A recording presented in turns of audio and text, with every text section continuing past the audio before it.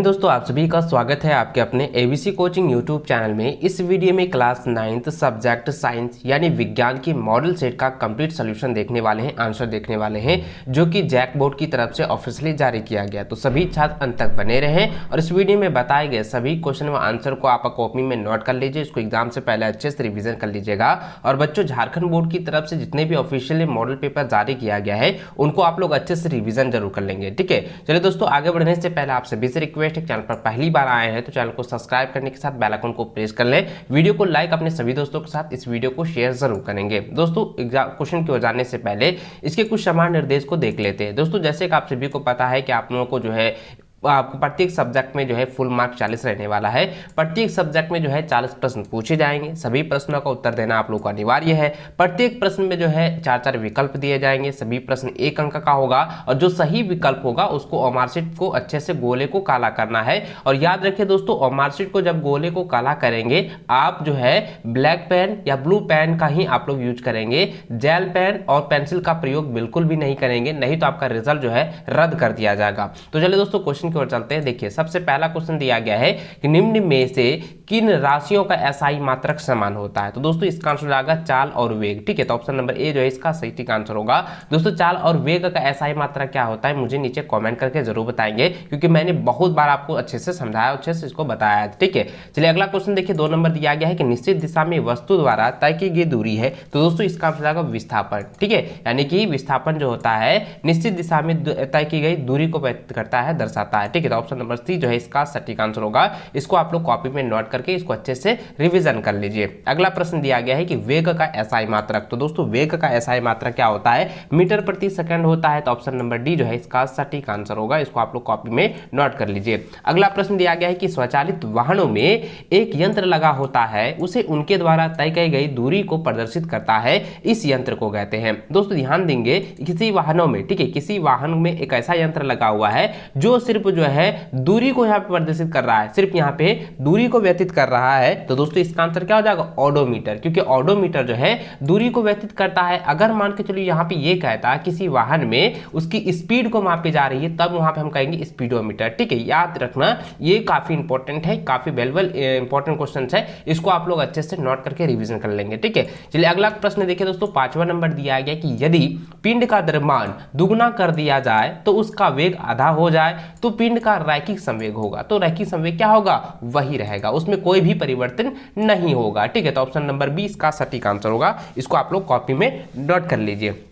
अगला प्रश्न 6वां नंबर है कि यदि दो वस्तुएं ए और बी का द्रव्यमान क्रमशः 6 kg और 34 kg हो तो यहाँ पे अब ये बताइए दोस्तों, यहाँ पे क्या है कि ए का जो द्रव्यमान है वो कितना है? 6 kg है और बी का द्रव्यमान कितना है? 34 kg है। यानी कि बी का जो द्रव्यमान है ए के द्रव्यमान से जो है काफी अधिक है। यानी दोस्तों, अब इसका आंसर इस प्रकार देना है कि बी का जो जड़त्व है, ठीक है, बी का जो जड़त्व है ए के जड़त्व से अधिक होगा। तो ऑप्शन बी जो है इसका सटीक आंसर होगा। ठीक है, चलिए अगला सवाल 7वां नंबर दिया गया है कि न्यूटन गति के किस नियम को जड़त्व का नियम भी कहा जाता है। तो दोस्तों, मैंने बताया था न्यूटन गति के जो प्रथम नियम है ना, तो वो जो है जड़त्व के नियम को बताता है, उसे जड़त्व का नियम भी कहा जाता है। तो ऑप्शन ए इसका सटीक आंसर होगा।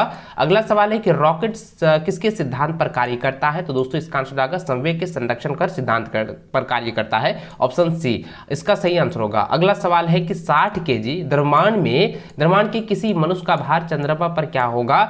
जी बराबर जो है 10 मीटर प्रति सेकंड स्क्वायर है। तो बच्चों, इसका अगर सॉल्यूशन निकाले तो दोस्तों इसका आंसर हो जाएगा 100 न्यूटन। ठीक है, तो ऑप्शन नंबर सी इसका सही आंसर होगा। अगला सवाल है कि यदि दो वस्तुओं के बीच की दूरी को आधा कर दिया जाए तो उनके बीच का गुरुत्वाकर्षण बल का प्रकार होगा। दोस्तों, यहाँ पे ये कह रहा है किसी दो वस्तुओं का बीच की जो दूरी है उसको हम आधा कर देते हैं। ठीक है, उसको हम आधा कर देते हैं, तब उनके बीच के जो गुरुत्वाकर्षण जो बल होगा ना, वो किस प्रकार बदलेगा। तो दोस्तों, यहाँ पे दुगुना जो है आधा कर रहा है दो वस्तुओं का, तो दोनों को मिला के क्या हो जाएगा? 4 गुना हो जाएगा। तो यहाँ पे क्या हो जाएगा दोस्तों? ऑप्शन नंबर ए इसका सही आंसर होगा, 4 गुना बढ़ जाएगा। ठीक है, चलिए अगला सवाल 11 नंबर देखिए। तो दिया गया है कि ध्वनि किस माध्यम से गमन करती है। तो ध्वनि जो है दोस्तों मैंने आपको बताया था कि ठोस में भी गमन करती है, तरल में भी गमन करती है और गैस में भी गमन करती है। इसलिए दोस्तों इसका जो सटीक आंसर होगा ये हो जाएगा उपयुक्त सभी, यानी कि सभी माध्यम में जो है गमन करती है। ठीक है, अगला प्रश्न है कि वायु में ध्वनि तरंगे निम्न में से किसका उदाहरण है। तो दोस्तों इसका आंसर हो जाएगा अनुदैर्घ्य तरंग, ऑप्शन ए इसका सटीक आंसर होगा, सही आंसर होगा। अगला सवाल है कि मानव श्रवण का सर्व पराशर के ऊपरी आवर्त सीमा लगभग होती है। दोस्तों मानव श्रवण की जो शक्ति होती है या उसका सीमा होती है वो 20 हर्ट्ज से लेकर 20,000 हर्ट्ज तक होती है, लेकिन यहाँ पे सबसे कहता है प्रारंभ में क्या होगा, तो 20 हर्ट्ज हो जाएगा। तो ऑप्शन नंबर इसका ए जो है सटीक आंसर होगा।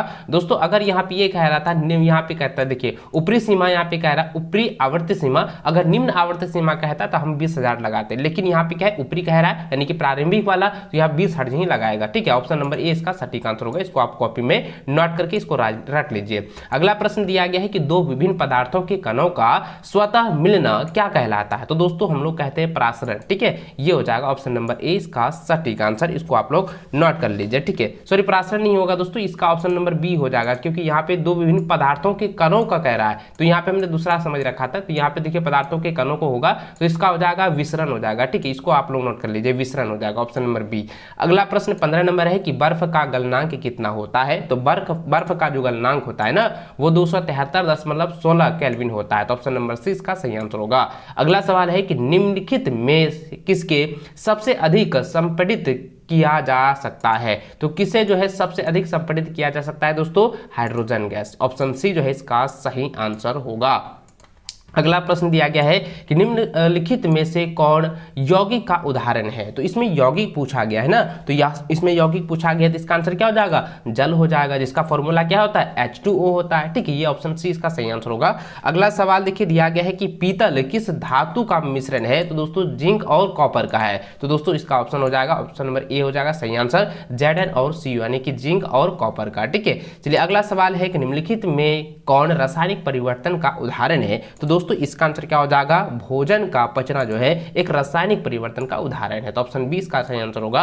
अगला सवाल है कि सोडियम ऑक्साइड का सूत्र निम्नलिखित में कौन है। तो दोस्तों इसका आंसर हो जाएगा Na2O। ठीक है, ये हो जाएगा सोडियम ऑक्साइड। ठीक है, ऑप्शन 20 का राइट आंसर होगा। अगला सवाल है कि 36 ग्राम जल में जल के कितने मोल मौजूद है। तो दोस्तों इसका आंसर हो जाएगा ऑप्शन नंबर बी, 2 मोल मौजूद है। ठीक है, याद रखेंगे। अगला सवाल है कि C2H2 मोलर द्रव्यमान क्या होगा। तो दोस्तों इसमें जरा ध्यान देंगे, ये काफी इंपॉर्टेंट है, कई बार एग्जाम में पूछा गया है और आप सभी के लिए काफी इंपॉर्टेंट है दोस्तों। इसका अगर निकाले तो 12 दूनी 24, 24 दो 26, तो इसका आंसर क्या हो जाएगा, ये हो जाएगा ऑप्शन नंबर बी हो जाएगा 26। ठीक है, याद रखेंगे मोलर द्रव्यमान क्या होगा, 26 होगी।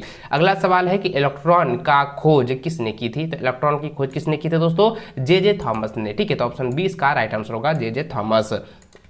अगला सवाल 24 नंबर है कि एक तत्व में 11 इलेक्ट्रॉन है तथा 12 न्यूट्रॉन है, तो उस तत्व का परमाणु संख्या क्या होगा। तो दोस्तों इसका आंसर हो जाएगा 11। ठीक है, याद रखें ऑप्शन ए इसका सटीक आंसर होगा। अगला सवाल है कि किसी तत्व के समान समस्थानिक में निम्नलिखित में से कौन और परमाणु का समान नहीं होंगे। तो दोस्तों कई बार एग्जाम में पूछा गया है, इसको आप जो है ना एग्जाम से पहले अच्छे से रट लीजिएगा, क्योंकि एग्जाम में 100% आने वाले हैं। तो दोस्तों इसका आंसर क्या हो जाएगा, देखिए परमाणु का समान नहीं होंगे, तो ये हो जाएगा ऑप्शन नंबर सी, न्यूट्रॉन हो जाएगा। ठीक है, चलिए अगला सवाल है कि निम्नलिखित में कौन एक कोशिकीय जीव का उदाहरण है। तो दोस्तों आप सभी को पता है अमीबा जो है एक कोशिकीय जीव का उदाहरण है। तो ऑप्शन सी इसका सही आंसर होगा। अगला सवाल है कि लाइसोसोम का निर्माण कौन करता है। तो लाइसोसोम का निर्माण जो है ये गोल्गी उपकरण करता है। तो ऑप्शन सी इसका सटीक आंसर होगा। अगला सवाल 28 नंबर है कि कोशिका झिल्ली के आर पार पदार्थों का आना जाना किस प्रक्रिया के द्वारा होता है। तो बच्चों इसका आंसर जाएगा फ्लो, यहाँ पे परासरण के द्वारा होता है। ठीक है, ये ऑप्शन नंबर सी इसका सही आंसर होगा। अगला सवाल है कि पौधे के शीर्ष पर कौन सा उत्तक पाया जाता है। तो दोस्तों पौधों के शीर्ष पर जो है कौन सा उत्तक पाया जाता है, यह पाया जाता है विभज्योतक उत्तक। ठीक है, ये ऑप्शन नंबर ए सही आंसर होगा।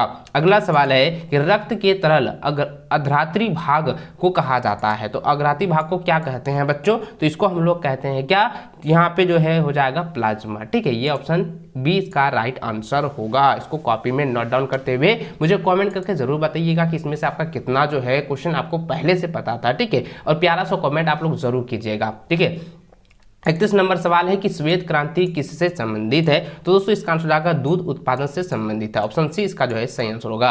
अगला सवाल है कि निम्नलिखित में कौन रबी फसल का उदाहरण है? तो दोस्तों चना जो है एक रबी फसल का उदाहरण है, तो ऑप्शन नंबर डी इसका सही आंसर होगा। अगला सवाल है कि जीवों के वर्गीकरण का सर्वाधिक मूलभूत लक्षण क्या हो सकता है? तो बच्चों ये कई बार एग्जाम में पूछा गया है, तो उसका आंसर हो जाएगा कोशिका संरक्षण। ठीक है, क्या हो जाएगा? उसकी कोशिका संरचना। ऑप्शन नंबर सी इसका सही आंसर होगा। अगला सवाल है कि पादप वर्ग का उभयचर किसे कहते हैं? तो बच्चों पादप वर्ग का उभयचर जो है ना, उसे हम लोग ब्रायोफाटा कहते हैं। ठीक है, क्या होता है? ब्रायोफाटा। ऑप्शन नंबर बी इसका सही आंसर होगा। अगला सवाल देखिए 35 नंबर दिया है कि वेल निम्नलिखित में से किस वर्ग से सम्मिलित है? तो वेल जो है वो मत्स्य है। ठीक है, तो ये मछली है, मछली जनजाति में आता है, तो ऑप्शन नंबर डी इसका सही आंसर होगा।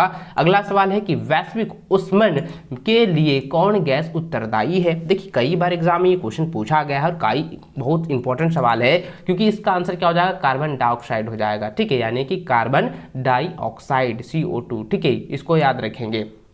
चलिए अगला प्रश्न दिया गया 37 नंबर की जल प्रदूषण से निम्नलिखित में कौन प्रभाव नहीं होगा? तो देखिए दोस्तों ये कई बार एग्जाम में पूछा गया है और इसको आप लोग अच्छे से रिवीजन कर लेंगे, क्योंकि जल प्रदूषण में क्या होता है कि फेफड़े संबंधित रोग होते हैं, ये प्रभावित नहीं होगा। ठीक है, तो ऑप्शन नंबर डी इसका सटीक आंसर होगा।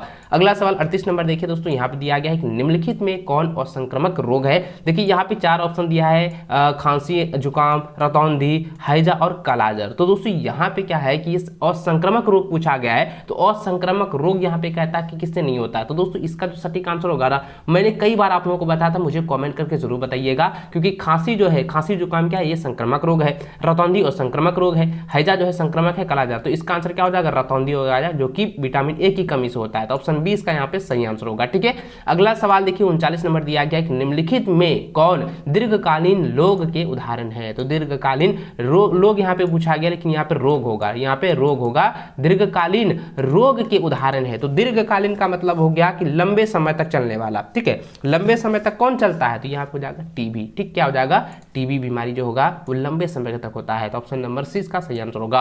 अगला सवाल 40 नंबर है कि जीवाणु निम्नलिखित में कौन वर्ग में आते हैं? तो जीवाणु जो है किस वर्ग में आते हैं दोस्तों? मनेरा। ठीक है, क्या होता है?